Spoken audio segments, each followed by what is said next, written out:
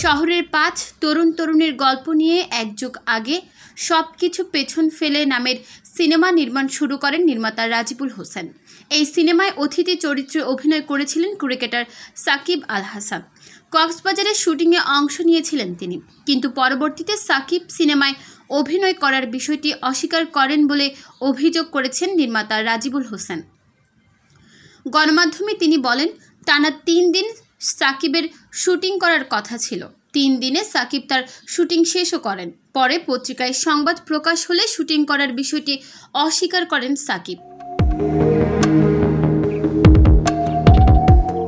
সিনেমাটির পরিচালক রাজিবুল হোসেন কয়েকদিন ধরে ফেসবুকে সিনেমাটি বন্ধের কারণ নিয়ে ধারাবাহিক পোস্ট দিচ্ছেন। গত রোববার ফেসবুকে তিনি লিখেন, চুক্তি ছিল সিনেমার, অভিনয়ও করেছিলেন, প্রমাণও আছে ক্ল্যাপস্টিকে। তবুও সাকিব বললেন, আমি তো সিনেমায় অভিনয় করিনি। পরিচালনার পাশাপাশি সিনেমার প্রযোজকও ছিলেন রাজিবুল হোসেন। ছবির প্রধান পৃষ্ঠপোষক ছিল ফুজি ফিল্ম বাংলাদেশ। তাদের মাধ্যমে সাকিব আল হাসান এই সিনেমার সঙ্গে যুক্ত হন বলে জানান নির্মাতা। সংবাদ মাধ্যমকে নির্মাতা বলেন, সাকিব তখন ফুজি ফিল্মের শুভেচ্ছাদূত। ফুজির সঙ্গে সাকিবের চুক্তি ছিল বছরের সুবিধা অনুযায়ী ৮ দিন তিনি সময় দেবেন।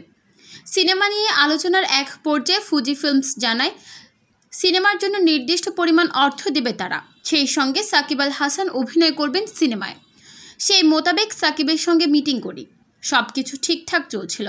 সাকিবও আনন্দ নিয়ে শুটিং করছিলেন, কিন্তু যেই সিনেমায় অভিনয়ের খবর প্রকাশ্যে আসে তখনই বেঁকে বসেন সাকিব। রাজিবুল বলেন, ফুজি ফিল্মসের পক্ষ থেকে আমাকে জানানো হয় সাকিবের যে অংশ শুটিং হয়েছে তা যেন বাদ দিয়ে দিই। ততদিনে আমার ছবির শুটিংয়ে ৬৫ লাখ টাকা খরচ হয়ে যায়। আমি পুরো ব্যাপারটাই ট্রমাটাইজড হয়ে পড়ি। বাধ্য হয়ে শুটিং বন্ধ করে দিই। এরপর আর ছবিটির কাজ হয়নি। এতদিন পর কেন এই অভিযোগ? এমন প্রশ্নের উত্তরে রাজিবুল হোসেন বলেন, আমার কাছে মনে হয়েছে সাকিব আল হাসান কাজটি সেই সময় ঠিক করেননি। এটা সবাইকে জানানোর জন্যই এই বিষয় নিয়ে কথা বলা। নিউজ ডেস্ক, চট্টগ্রাম সময়।